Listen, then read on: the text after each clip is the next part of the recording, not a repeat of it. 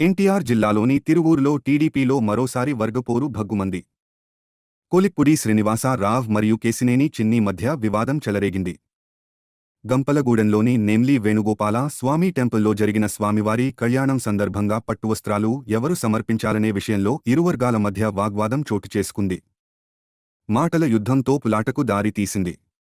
స్వామివారి సమక్షంలోనే ఇరువర్గాలు బాహాబాహీకి దిగినట్లు సమాచారం. కొలికపూడి తలపై ఉన్న పట్టువస్త్రాలను లాక్కునేందుకు ప్రయత్నించిన ఘటన ఉద్రిక్తతకు దారి తీసింది. ఈ ఘటనపై పార్టీ వర్గాల్లో చర్చనీయాంశంగా మారింది.